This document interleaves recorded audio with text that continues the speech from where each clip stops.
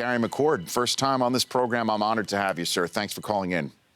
Rich, thanks so much for having me. You bet. Gary, so Tiger gave us a thrill. The question is what do we read into this after this weekend's performance? Yeah, I watched. I wasn't there. One of the ones I didn't do. But I watched. I was curious, like, all my buddies. Okay, what's going to happen? And it's getting interesting now because before he was having train wrecks all the time. And now he's literally reducing the train wrecks to he really only had one. Unfortunately, that triple bogey cost him a chance to get in the hunt and to feel it. But if that's the progression from as bad as he was going with hitting the walls on turn 3A, he's now only really had one bad hole in this golf tournament. So he's eliminating. He's eliminated all the problems, and it's going to get to a point where it's going to be down to zero. And at that point, now watch out, because him loaded up and getting ready to go, his golf swing looks so much better that he might be able to compete here in the early part of next year. Yeah, well, that's the whole thing. As you point out, early part of next year. We're not in September here. I mean, so what can he do with this, Gary? That's the whole point. Yeah, nothing right now, Rich, because it's this is the turnaround season where we start again in October for next year, for 2016, and he won't play in a couple of those. He's kind of a creature of habit. He'll do the same things he's been doing. So probably San Diego will be his first tournament back, which is it's a long time. That's in late January, early March. I haven't looked at the schedule, so he's got plenty of time. I know he's got a hip problem, and he's going to get that fixed. And I think actually he's probably playing the Fries tournament at the beginning of the year. I know he got an exemption to go overseas to play somewhere, and he has to play Fries, so he'll play there. But it's getting better. He got to the bottom pretty bad, and but the recovery process is in effect now. Gary McCord of CBS Sports joining me here on the Rich Eisen Show. What do you think he is thinking? Because he doesn't live in a bubble. He's got to hear that people think he's done, and that no matter what he did this weekend, it was a nice stroll down memory lane. But that memory lane usually is him wearing red with a shot at winning, hoisting whatever trophies given out, not losing to Davis Love III at age 51, no matter how great that is, which we'll discuss in a moment. What do you think Tiger is thinking between the temples right now, Gary? Well, I think it's all fuel in the fire. He remembers. He remembers like an elephant. Wow. And all these people that have counted him out and said he's done, he'll never get back again. He remembers all that. And all it does is fuel his fire. And he's going to try to come back with a vengeance. Can he at 40? The next time we see him is right around 40 in December. And he uses that. He uses that for leverage, to get better, to go practice harder, to do all the things you got to do to try to get back, to show everybody.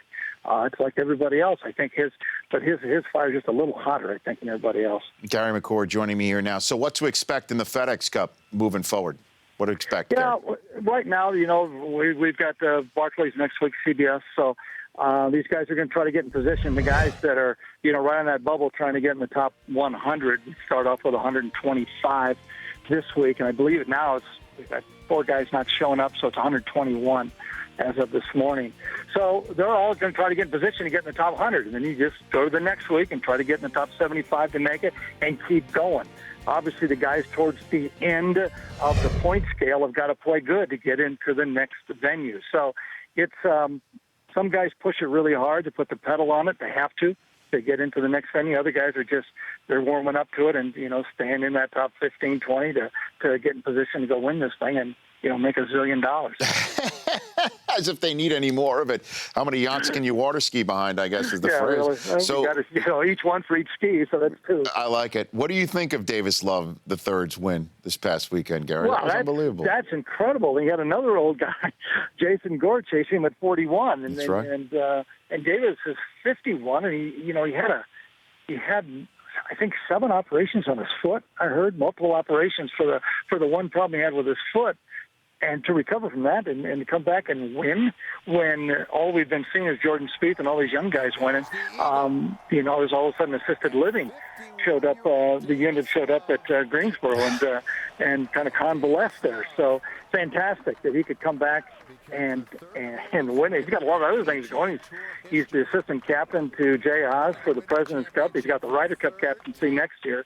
So I don't think golf was on his mind much, and then he goes out and wins. So it's a weird game. Yeah, it helps to be naturally talented, right, Gary? Yeah, that helps. That absolutely helps. So who when it all said and done, you think is going to take the FedEx Cup? Who's going to stand astride the golf world at the end? I mean, is it Spieth? Is it going to be Spieth, you think? Yeah, if I had all my cash and I'm looking at one of the windows in Vegas, he might be the guy I would go to at this particular point. But again, somebody gets hot. Somebody gets hot in this deal at the end. They get playing well, and bam, they can just go by everybody. So it's the end of a long year, of a long process, and this is kind of a fight of attrition to see who can last this long and stay upright and keep going and try to play their best golf. But we know the guys that are, Jason Day and then Jordan Spieth and those guys who are playing fantastic. All the right guys, all the show ponies that are playing all well. So this should be quite a climax of the year. It's going to be a lot of fun. Before I let you go, as somebody who's follically challenged, I'm always fascinated by facial hair. How long does it take the handlebar mustache? What's the process for you, Gary? The process, I was years ago, and I had a big old bushy mustache, and I got a buddy of mine was Raleigh Fingers. And Raleigh, one day we were going to play golf, and we were in Palm Springs, and I knocked on his door in the hotel room. And I opened the door, and it was down. It looked like a Fu Manchu. I go, well, wait a minute. I thought that thing said, no, you got to wax it. I said, how do you do that? So he showed me. Raleigh Fingers showed you. Yeah, he showed. It takes 2 seconds, literally, to do this, and it, stays up all day. I mean, so but it's quite a phenomenon. Well, if you're going to ever have anybody show you the handlebar mustache, no, I mean, that's Raleigh is the guy you go to. That's the top of the food chain. So you used to have a Stadler mustache, is what you're saying? Yeah, big old bushy thing, and I kind of combed it out. The problem was when I was playing the tour, the wind got blown and blow up through my nose and stuff, and at inopportune times when you're over a 3-footer that breaks a foot and a half. Now I didn't want to be checking with my mustache. So when I realized, that might work. So he showed me how to do it and buy the right wax. And that was 25 years ago, 20 years ago, something like that. It looks like you just started it yesterday, Gary. Yeah, thank you very much. Yeah, you bet. Thanks for calling in. I appreciate it. You got it. Thank you. You bet. That's Gary McCord of CBS. The Rich Eisen Show, weekdays at noon Eastern. On Audience.